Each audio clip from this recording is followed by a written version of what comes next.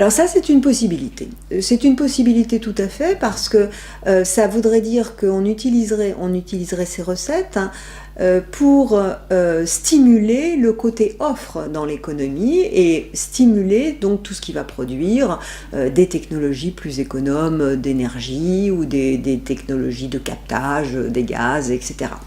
Maintenant, il faut être bien conscient que ces recettes supplémentaires qui sont procurées par les taxes vertes, on ne peut les utiliser qu'une seule fois. Chaque année, les quelques milliards qui peuvent être procurés par ces recettes, tout dépend du taux auquel on taxe, ces sommes-là ne peuvent être utilisées ou doivent être réparties entre les aides à apporter aux plus pauvres, la suppression d'autres taxes, si on considère que c'est utile à l'économie, et des subventions. Qui vont à des industries ou à des entreprises ou directement aux ménages pour leur permettre de s'adapter. Et donc il faut répartir, il faut choisir. Toutes ces répartitions ont des avantages. La théorie économique et même l'analyse empirique ont montré que on pouvait espérer ce qu'on appelle un double dividende, c'est-à-dire une amélioration même de la situation économique en dehors même des effets environnementaux si on réduit d'autres taxes et en particulier celles qui pèsent sur le travail.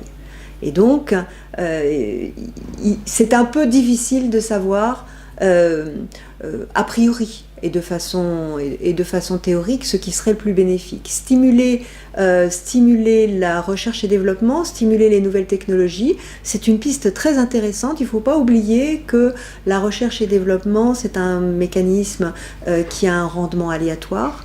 On peut investir pendant de très nombreuses années et ne pas déboucher. Les recherches sur les moteurs électriques pour les véhicules ont commencé il y a plus de 25 ans. Et on ne peut pas dire qu'on en soit encore à une maturité du marché. Donc il faut vraiment réfléchir à cela, même si c'est une possibilité très intéressante.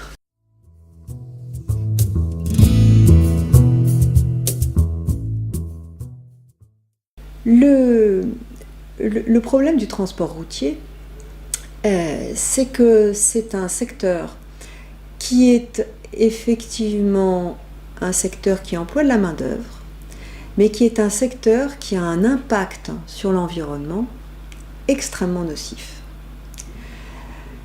Il est favorisé actuellement par des subventions qui existent sur les carburants, et en particulier par une subvention qui est cachée, qui est le différentiel de taxation entre le carburant ordinaire et le diesel, qui est le carburant essentiellement utilisé dans le transport routier.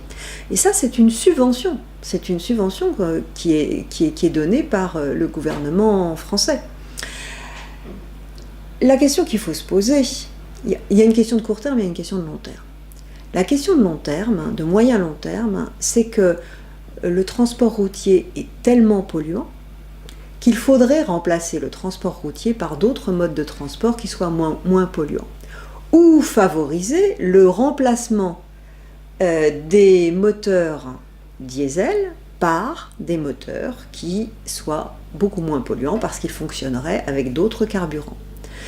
Donc là aussi, je pense qu'il faut accompagner, c'est-à-dire il faut que la cible de long terme, ce soit que le transport routier soit se transforme lui-même de façon à être moins polluant, soit remplacé par d'autres modes de transport, et parce qu'on ne peut pas dire aux travailleurs actuellement, on ne peut pas dire aux conducteurs de camions qu'on n'a plus besoin d'eux et qu'il faut qu'ils se trouvent un emploi dans un autre secteur, il faut accompagner ces mutations.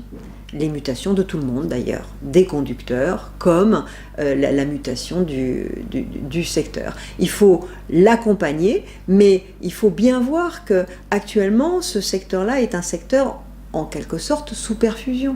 Et pour quelle raison est-il aussi polluant ? Il utilise des moteurs diesel parce que c'est moins coûteux.